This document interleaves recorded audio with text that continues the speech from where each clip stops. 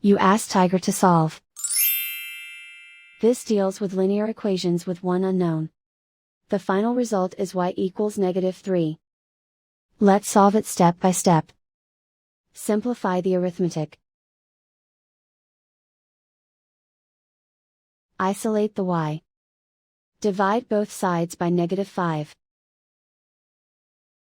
Cancel out the negatives.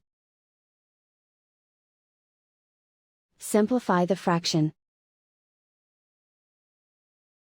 Move the negative sign from the denominator to the numerator. Find the greatest common factor of the numerator and denominator. Factor out and cancel the greatest common factor. And so the final result is y equals -3.